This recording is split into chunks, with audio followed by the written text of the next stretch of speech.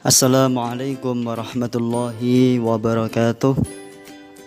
Selamat datang kembali sahabat-sahabat semuanya. Kita akan belajar dan bertemu kembali dalam kesempatan video kali ini.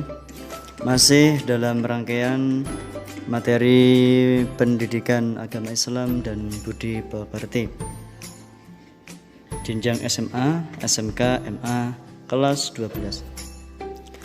Untuk kali ini kita akan belajar tentang materi perkembangan Islam di Indonesia sekaligus strategi dakwah Islam di Indonesia.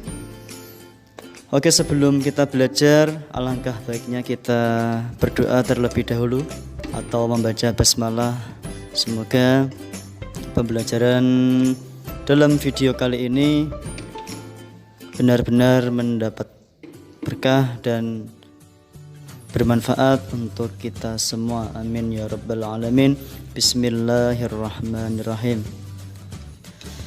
Kita lanjutkan materi pertama, yaitu tentang perkembangan Islam di Indonesia. Sejarah perkembangan Islam di Indonesia. Yang kedua nanti, yang B, yang akan kita bahas adalah hikmah dan peneladanan ulama dalam sejarah perkembangan Islam. Pertama, menganalisis dan mengevaluasi sejarah perkembangan Islam di Indonesia.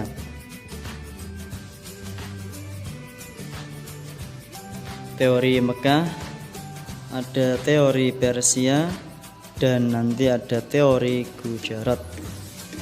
Dalam teori-teori ini ada dasar-dasar terkait dengan perkembangan Islam di Indonesia, baik kapan pertama kali masuk ke Indonesia, itu nanti ada teori-teori tersendiri yang menyatakan ada perbedaan waktu kaitannya dengan datangnya Islam ke Indonesia.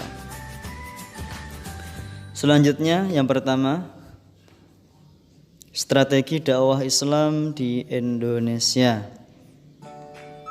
Kita lihat sahabat-sahabat, teman-teman semuanya. Yang pertama adalah melalui perdagangan. Jelas karena perdagangan ini yang menjadi jalan utama menyebarnya agama Islam hingga masuk ke Indonesia. Pedagang Arab bermukim di pesisir Pulau Jawa. Pedagang Arab datang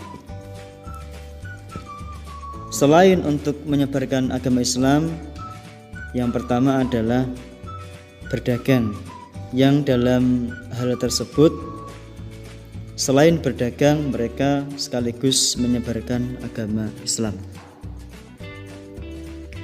Kemudian yang kedua, setelah perdagangan, strategi yang kedua adalah politik, yaitu mengajak raja memeluk agama Islam. Jadi mereka orang-orang Islam yang menyebarkan Islam ke Indonesia, diantaranya adalah melalui strategi politik.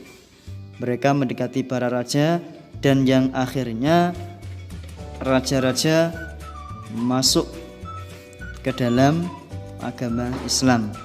Ketika raja masuk berpindah ke agama Islam, maka secara otomatis dari struktur kerajaan sampai hingga ke prajurit, ketika rajanya Islam, maka secara otomatis masyarakat dan rakyatnya menjadi Islam. Kemudian setelah politik, strategi selanjutnya adalah pernikahan. Jelas karena pernikahan di dalam Islam harus sesuai, atau ketika orang Islam menikah itu harus sama-sama dengan orang Islam, Muslim dengan Muslim. Ketika mereka menikahi dari orang-orang yang non-Muslim, otomatis mereka yang non-Muslim ketika ditarik menikah dengan orang-orang Islam, maka wajib masuk ke agama Islam. secara otomatis Islam dapat berkembang.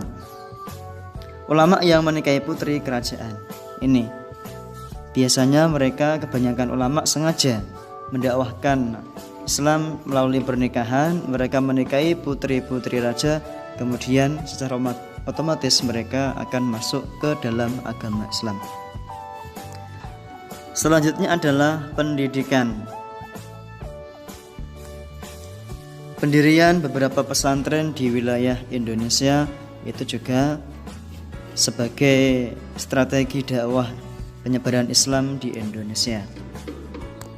Kemudian yang kelima adalah tasawuf, menyisipkan prinsip tauhid ke budaya lokal. Ini yang sering kita dapatkan hingga saat ini, bahwa penyisipan prinsip tauhid ke budaya lokal. Sebagai contoh adalah yang kita tahu di Indonesia, di wilayah Nusantara adalah wayang, gamelan, dan lain-lain. Di situ ada di balik budaya tersebut banyak prinsip-prinsip tauhid yang terkandung di dalamnya. Sebagai contoh wayang dan gamelan. Ketika teman-teman belajar tentang budaya, maka di balik gamelan dan wayang itu ada prinsip tauhid Islam. Agar lebih jelas teman-teman bisa mencari tahu apa yang terkandung dalam musik gamelan di Nusantara kaitannya dengan tasawuf Islam.